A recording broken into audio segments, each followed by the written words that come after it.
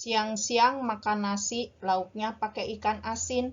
Ibu akan presentasi, mohon untuk diperhatikan.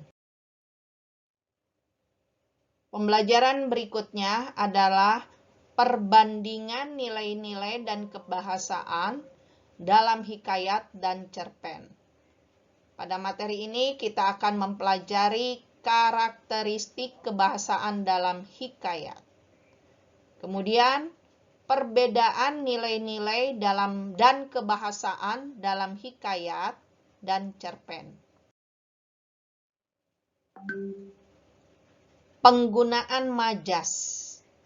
Pada hikayat, banyak menggunakan majas antonomasia, majas perbandingan, sindiran, penegasan, pertentangan.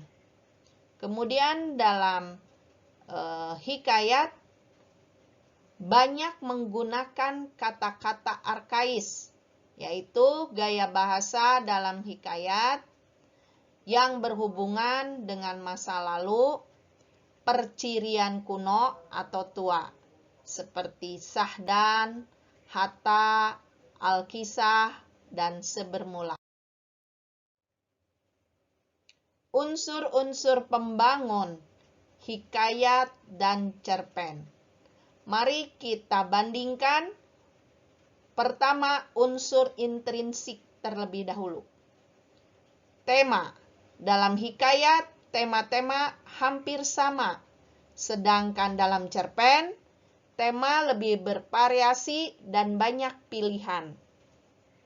Latar atau setting. Latar dalam hikayat sangat menonjol, yaitu latar istana dan sekitar lingkungannya. Sedangkan dalam cerpen lebih bervariasi, baik tempat, waktu, maupun suasana. Yang ketiga, tokoh dan penokohan. Dalam cerita hikayat, tokoh terbatas hanya pada raja-raja, ratu, permaisuri, atau rakyat jelata yang digambarkan hidup di lingkungan istana atau kerajaan. Penokohan dalam hikayat bersifat mutlak. Sedangkan dalam cerpen, tokoh yang dirincikan tidak terbatas. Penokohan dalam cerpen lebih realistis. Alur ceritanya. Dalam hikayat, alur yang digunakan biasanya alur maju. Sedangkan dalam cerpen, alur maju, mundur, dan campuran sangat mungkin untuk digunakan.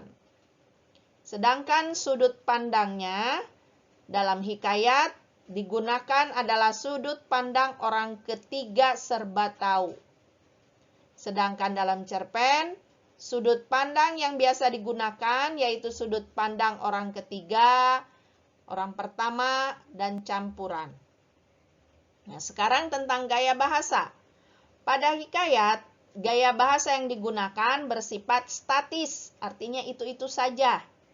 Sedangkan dalam cerpen, gaya bahasanya lebih dinamis dan mengikuti perkembangan zaman. Sekarang amanat. Amanat dalam hikayat ditulis secara eksplisit. Jadi kita harus membacanya lebih dulu dan memahami isi tersebut.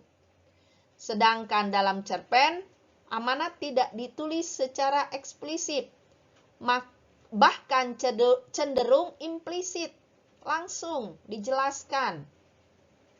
Itu apabila kita membandingkan unsur-unsur antara hikayat dan cerpen dari segi intrinsik. Sekarang kita lihat dari unsur ekstrinsik atau unsur yang membangun karya sastra dari luar karya sastra tersebut. Kita lihat pertama, biografi pengarang. Dalam hikayat, nama pengarang biasanya tidak disebutkan atau anonim. Sedang dalam cerpen, nama pengarang ditampilkan atau disebutkan.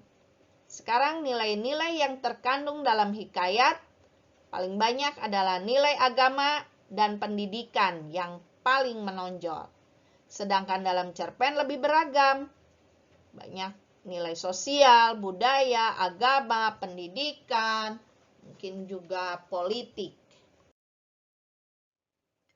Ya, cermati teks berikut yaitu hikayat Malin Demam. Silakan kalian baca baik-baik. Kemudian perhatikan juga ini contoh cerpen yang berjudul Perasaan Seorang Ibu, karya Sinta Yunita Rahmawati.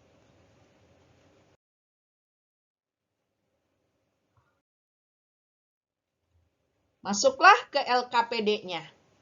Setelah membaca cerita rakyat yang berjudul Malin Demam dan cerpen berjudul Perasaan Seorang Ibu, karya Sinta Yunita Rahmawati, bandingkan nilai-nilai dalam cerita rakyat dan cerpen tersebut. Adakah nilai moralnya? Bila ada, tulis kutipannya, baik dalam hikayat maupun cerpen. Adakah nilai agamanya, sosial, budaya, estetika, dan pendidikan? Setelah membaca cerita yang berjudul Pengembara yang Lapar dan cerpen berjudul Perasaan Seorang Ibu, karya Sinta Yunita Rahmawati, bandingkan bahasa dalam cerita rakyat dan cerpen tersebut. Penggunaan bahasa, ada konjungsi di awal kalimat. Apakah dalam hikayat ada, dalam cerpen ada? Penggunaan kata-kata arkais,